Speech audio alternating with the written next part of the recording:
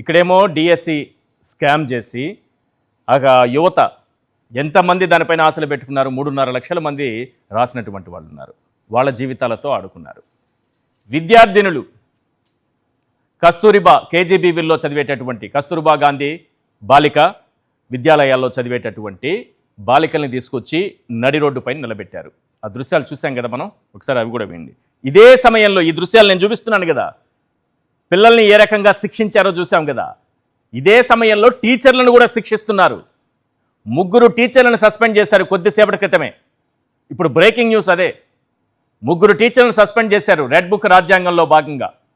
Red book రాజ్యాంగమా rowdyism అనేది ఆలోచించుకోవాలి. సంగమేశ్వర్ రెడ్డి, అమర్నాథ్ రెడ్డి, వెంకటనాథ్ రెడ్డిలపై వేటు. వీళ్ళెవరు? YSRCP teachers association. ఏం చేశారు వీళ్ళు? ఇన్ సర్వీస్ టీచర్లకి టెట్ మినహాయింపు కోసం కేంద్ర మంత్రిని కలిసొచ్చారు. అంతే, 3 పైన వేటు. మీరు చూస్తున్నారుగా, ఒక డిఎస్సి, ఇది బాలికల కష్టాలు, అక్కడ టీచర్లపై వేటు. ఇక విద్యా వ్యవస్థ ఏం బాగుపడుతుంది? విద్యాశాఖ మంత్రి గారు ఇక్కడ కూడా రెడ్ బుక్నే అమలు చేస్తే విద్యా వ్యవస్థ అనేది ఒకనాడు గర్వంగా తలెత్తుకునే ఐక్యరాజ్య సమితిలో మన ప్రభుత్వ పాఠశాలల సంబంధించినటువంటి విద్యార్థులు గర్వంగా మన పాఠశాలల గురించి చెప్పుకున్నారు, మన విద్యా వ్యవస్థ గురించి చెప్పుకున్నారు. ఈరోజు రెడ్ బుక్ గురించి చెప్పుకోవాల్సినటువంటి పరిస్థితి. దానిపైన ఉన్న ప్రేమ, రెడ్ బుక్ పైన ఉన్నటువంటి ప్రేమ, దానిపైన ఉన్నటువంటి వాత్సల్యం, దానిపైన ఉన్నటువంటి అభిమానం, దానిపైన ఉన్నటువంటి అనురాగం, ఈ పిల్లల పట్ల కొంతైనా శ్రద్ధ చూపించి ఉంటే ఈరోజు బకెట్లతో క్యూలో నిలబడాల్సిన దుస్థితి ఆ పిల్లలకు వచ్చేది కాదు. ఎస్ వెంకటరెడ్డి గారు, డిఎస్సి స్కూలు పిల్లలు, 3 టీచర్లు సస్పెన్షన్ ఇప్పుడే చూస్తున్నాం. ఈశ్వర్ గారు, ముందుగా మీకు ప్యానెల్లో ఉన్న అందరికీ, సాక్షి టీవీ ప్రేక్షకులందరికీ నమస్కారాలు. ముందు టీచర్ల సస్పెన్షన్ గురించి ఒక నిమిషం మాట్లాడదాం. ఇప్పుడు టీచర్లు కలిసింది భారతదేశానికి సంబంధించిన కేంద్ర మంత్రి ప్రహ్లాద్ జోషి, అంతే కదా. పాకిస్తాన్ టెర్రరిస్ట్నో లేదంటే అమెరికాలో ఇంకో టెర్రరిస్ట్ ఎవరిని కలవలేదుగా. కాదు, ఇప్పుడు వాళ్ళు కలిసింది ఎవరిని? కేంద్ర మంత్రిని. అవును, వీళ్ళు ఇప్పుడు ఉంది కూటమిలోనే కదా. అవును, వీళ్ళు కూటమిలోనే ఉన్నారు. వీళ్ళే వెళ్ళి ఇంకో పార్టీ ప్రతినిధి కాదు అక్కడ కలిసింది కేంద్ర మంత్రిని. సమస్య దేని మీద? నారా లోకేష్ మీద కంప్లైంట్ ఇవ్వడానికో చంద్రబాబు నాయుడు మీద కంప్లైంట్ ఇవ్వడానికో కలవలేదు కదా. దేనికి కలిశారు? లక్షలాది మంది ఉపాధ్యాయుల సమస్యల గురించి కేంద్ర మంత్రిని కలిశారు. ఎందుకు? మీ రాష్ట్ర ప్రభుత్వానికి ఇక్కడ శాత కావట్లేదు కాబట్టి. అదే మీరే చొరవ తీసుకొని మీరే ఎంటబెట్టుకొని తీసుకొని వెళ్తే అది వేరే లెక్కగా ఉండేది కదా. నిజంగా మీరు పట్టించుకోవట్లేదు కాబట్టి లక్షలాది మందికి సమస్య ఉంది కాబట్టి ఇప్పుడు ఆల్రెడీ వాళ్ళు ఉపాధ్యాయులుగా చేస్తున్నారు. ఇప్పుడు టెట్ రాయమంటే ఇప్పుడు మళ్ళీ మాకు పరీక్షలు పెడతారేంటి అనేటటువంటి దాంట్లో అందరి సమస్యల మీద వాళ్ళు వెళ్ళి కలిశారు. దీనికి సస్పెండ్ ఎట్లా చేస్తారు? పాయింట్ నెంబర్ 1 నేను క్లియర్గా అడుగుతున్నా. అంటే ఇది ఖచ్చితంగా రెడ్ బుక్ ఎంత బరి తెగిస్తా ఉందో రోజు రోజుకి అంటానికి ఇది నిదర్శనం కదా. మీరేమో పక్క ఇప్పుడే మీరు విజువల్స్ వేశారు. ఏదైతే మార్కాపురం జిల్లాలో కాదు, ఎవరు ప్రశ్నించినా వేటు వేసే సస్పెన్షన్ వేరు, కొంతమందిని అయితే పూర్తిగా తొలగించేస్తున్నారు. అది చెప్పలేదు. ఉద్యోగులకు సంబంధించి ఉద్యోగులు, ఉపాధ్యాయులు, ఉద్యోగులు వెంకటరామరెడ్డి గారిని ఉద్యోగం నుంచి తొలగించేశారు. ఇప్పుడు అదే సార్, ప్రశ్నిస్తే మొట్టమొదటి ఏం చేస్తారు వాళ్ళు? ఒకవేళ వైఎస్ఆర్సీపీ వాళ్ళు ప్రశ్నించారు అనుకోండి, కేసు పెడతారు. ఇంకా ప్రశ్నిస్తున్నారు అనుకోండి, కొడతారు. ఇంకా ప్రశ్నిస్తే చంపేస్తారు. మనం ఇవన్నీ చూసాం. ఏదైతే వినుకొండలో రషీద్ దగ్గర నుంచి నంద్యాల సుబ్బారెడ్డి గారి దాకా అనేక మనం చూసాం. రెండోది, ప్రశ్నించాడు అనుకోండి జర్నలిస్టు, ఆ తెలంగాణ ఆంధ్రాతో సంబంధం ఉండదు, వేసేయండి, అరెస్ట్ చేసేయండి, తప్పుడు కేసులు పెట్టేయండి. ఆల్రెడీ మనం ఏదైతే కేవీఆర్ నుంచి అనేక మందిని చూసాం.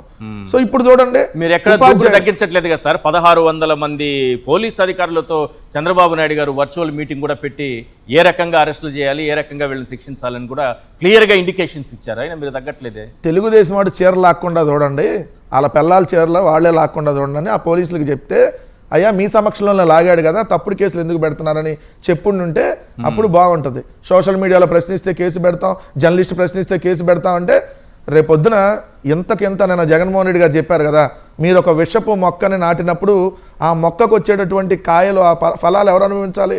మొక్క నాటినాడు అనుభవించాలిగా. మీరు ఒక విష వృక్షాన్ని నాటారు, ఆ ఫలాలు వాళ్ళే తినాలి. సో ఆ విషయాన్ని వద్దన్నా మీరే కోసుకొని రేపు పొద్దున్న తినాల్సి వచ్చింది. లేకపోతే మేము కోసి మళ్ళీ మీకు పెడతాం దగ్గరుండి. సో వడ్డీకి వడ్డీ, బారు వడ్డీ, చక్రవడ్డీ అన్నీ కలిపి ఖచ్చితంగా తీర్చుకునే రోజు ఒకటి ఉంటుంది. మనం ఇప్పుడు అధికారం ఉంది కదా అని చెప్పి విర్రవీగితే ఏమైంది? వెళ్ళి అమిత్ షా గారు కాళ్ళు పట్టుకున్నారు చూడండి. ఈసారి కాళ్ళు పట్టుకున్నా కూడా జాంతా గెంత నై ఉంటుంది.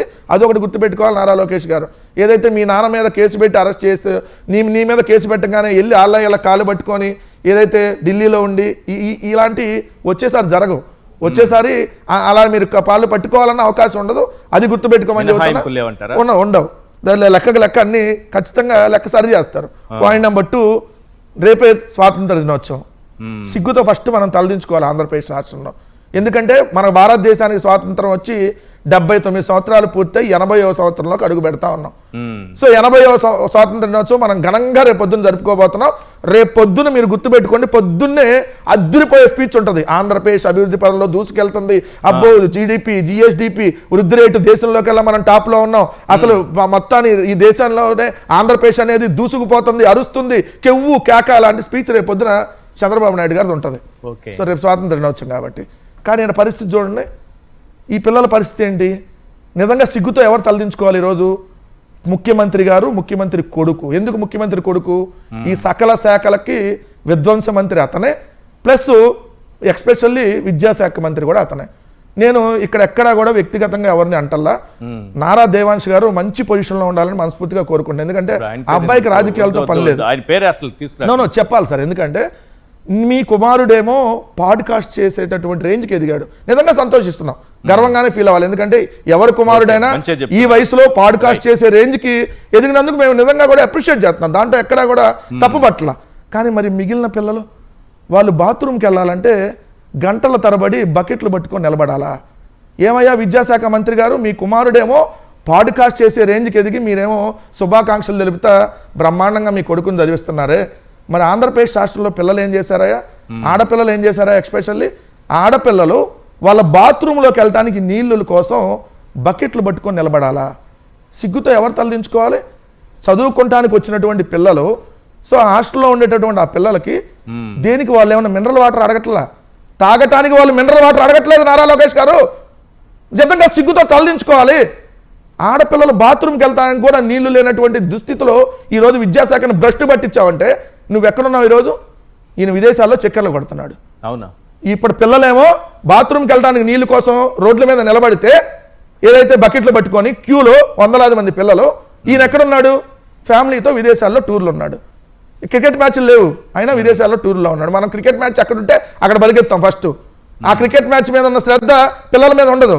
విదేశీ టూర్ల మీద ఉన్న శ్రద్ధ పిల్లల మీద ఉండదు. మనం ఎక్కితే స్పెషల్ ఫ్లైట్ దిగంగానే మళ్ళీ స్పెషల్ హెలికాప్టర్ రెడీ. ఆయన విదేశాలకు పోతే మీకేంటి? ఎవరు టూర్ ఎవరు విదేశాలు పోతారండి? నేను విమానం టికెట్లు రాజీనామా చేసి ఆ దుడ్లతో నేను క్రికెట్ మ్యాచ్ టికెట్లు కొనుక్కున్నా. నీ దుడ్లో ఎవరి దుడ్లో ఎన్ని దుడ్లు కట్టావో, హెరిటేజ్ నుంచి దుడ్లు కట్టావా లేదంటే ఇంకెక్కడి నుంచి దుడ్లు కట్టావో శ్వేతపత్రం రిలీజ్ చేయి, బిల్లులు పెట్టు, చూపించు.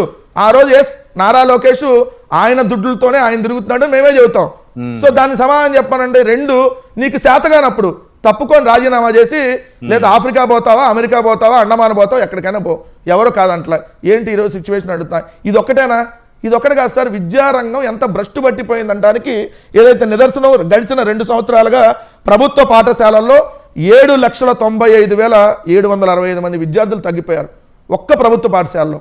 ఓవరాల్గా చూస్తే ఏదైతే unified district information system for education plus ఇచ్చినటువంటి వివరాల ప్రకారం జగన్మోహన్ రెడ్డి గారు ముఖ్యమంత్రిగా ఉండగా 2023-24 సంవత్సరంలో మొత్తం ఆంధ్రప్రదేశ్ రాష్ట్రంలో ప్రభుత్వ ప్రైవేటు స్కూల్లో చదువుతున్న విద్యార్థుల సంఖ్య 87,41,885 మంది ఉంటే మొన్న 2025-26 వచ్చేటప్పటికి, ఇంకా ఈ ఇయర్ ఇంకా పూర్తిగా రాలా, 2025-26 వచ్చేటప్పటికి 69,42,900 ఎంతమంది తగ్గారు? 17,99,870. అంటే 18 లక్షల మంది విద్యార్థులు ప్రైవేట్ స్కూల్లో గానీ ప్రభుత్వ స్కూల్లో గానీ విద్యార్థులు తగ్గిపోయారు. అంటే వీళ్ళందరూ డ్రాప్ అవుట్స్. ఇంతమంది 18 లక్షల మంది డ్రాప్ అవుట్స్ సార్. లేకపోతే ఆ తల్లికి వందనం ఇవ్వాలని వీళ్ళని లేకుండా మాయం చేశారు. 20 లక్షల మందికి ఎగ్గొట్టాడు కదా, అక్కడే లెక్క కనపడుతుంది కదా. 20 లక్షల మందికి ఎగ్గొట్టిందంటే ఇక్కడే లెక్క కనపడుతుంది కదా. ఒక్క ప్రభుత్వ స్కూల్లోనే 7,95,765 అంటే దాదాపు 8 లక్షల మంది తగ్గిపోయినటువంటి పరిస్థితి. వీళ్ళందరూ డ్రాప్ అవుట్స్ అవుతున్నారని నేను చెప్పటం కాదు సార్. ఇదిగోండి, ఇది ఈనాడు పత్రికలోనే వచ్చింది. బడులు ఎక్కువ పిల్లలు తక్కువ. ఈనాడు సిగ్గుతో కొన్ని రాయాలి కదా, రాసింది ఆ రోజు. కేంద్ర విద్యాశాఖ ఇచ్చిన వివరాల ప్రకారం బడులు ఎక్కువ పిల్లలు తక్కువ. ఏదైతే మొత్తంగా చూస్తే డ్రాప్ అవుట్స్ 11% ఆందోళన కారణం. అంటే 100 మంది విద్యార్థులకి 11 మంది చదువు మానేశారు. ఈ చదువు కొనుక్కున్నటువంటి నారా లోకేష్ గారి విద్యాశాఖ మంత్రి అయినాకని చెప్పి కేంద్ర విద్యాశాఖ, ఇప్పుడు కేంద్ర విద్యాశాఖ మీద కూడా సస్పెండ్ ఏమైనా చేస్తావా? ఉపాధ్యాయులు చేసినట్టు ఏమైనా శాతం అయితే చెయ్యి. కేంద్ర విద్యాశాఖ ఎందుకు ఇచ్చింది ఈ శాఖ మీద అని చెప్పి. ఇది ఒకటైతే. రెండు చూడండి, వీళ్ళందరికీ వెనుపడి పడుతారు. ఇది కామనం, వంశం అట్లానే ఉంటుంది. ఇప్పుడు పిల్లలు కూడా పడిచారు. కనీసం వాళ్ళకి ఏదైతే బ్యాగులు కూడా ఇవ్వకపోతే అనంతపురం ఇది చూడండి, వాళ్ళే వేరే బ్యాగులు కొనుక్కొని వెళ్తున్నటువంటి పరిస్థితి. నాణ్యమైన బ్యాగులు అని చెప్పారు అసెంబ్లీ సాక్షి. అసలు ఏ బ్యాగులు ఇచ్చిన దాఖలా లేదు, ఇది కనపడుతుంది కదా.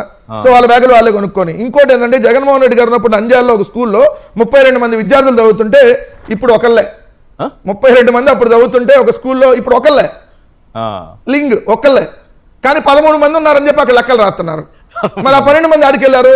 నారాయణనా, చైతన్యనా, లేదంటే లావు శ్రీకృష్ణ ఎవరికల్లా విజ్ఞానం ఏమైనా ఉందో అక్కడ అడిగిపోయారు.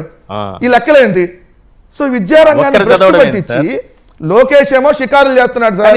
ఎలివేషన్స్ చాలా గొప్పగా లోకేష్ వచ్చిన తర్వాత విద్యాశాఖ అసలు దేశంలోనే ప్రపంచంలోనే అత్యున్నత ప్రమాణాలతో నడుస్తోంది, అద్భుతమైనటువంటి శిఖరాలకు చేరుకుంది. ఏదో రాస్తూ ఉంటారు రోజు ఎల్లో మీడియా. నిన్న దాని ఫార్చ్యూన్ అనేటటువంటి మ్యాగజైన్ లో ది రైజింగ్ స్టార్ అని పెట్టారు.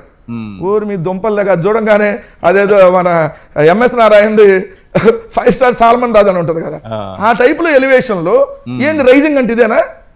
బాత్రూమ్కి వెళ్ళడానికి నీళ్లు లేక ఆడపిల్లలు పడుతున్నటువంటి ఇబ్బంది ఇదేనా రైజింగ్? ఇంకోటి, ఈయన మొన్న పేరెంట్స్ టీచర్స్ మీటింగ్ అని పెట్టాడు కదా, అక్కడ కూడా ఫుడ్ సరిగ్గా పెట్టేటటువంటి పరిస్థితి లేదు. ఇక్కడ చూడండి, ఎంతమంది కలుషిత ఆహారం తిని 31 మంది బాలికలకు అస్వస్థత పేరెంట్ మెగా మీటింగ్లకి. ఇక్కడేమో కోట్లాది రూపాయలు ఖర్చులు పెడతాం, మనమే ఎక్కితే స్పెషల్ ఫ్లైట్, దిగితే హెలికాప్టర్. పిల్లలకు మాత్రం కనీసం బాత్రూంలోకి వెళ్ళడానికి లేవు, తాగడానికి మినరల్ వాటర్ అడగట్లా. సో దీన్ని ఎప్పుడు పరిష్కరిస్తున్నారో, లేదంటే ఇవన్నీ మాట్లాడారు కాబట్టి ఆ స్కూల్లో ఉన్న అందరినో లేదు పిల్లలందరూ సస్పెండ్ చేస్తే అయిపోయిందిగా, ఏది ఇచ్చే పని ఉంటుందిగా, రేపు అది కూడా చేస్తాడేమో.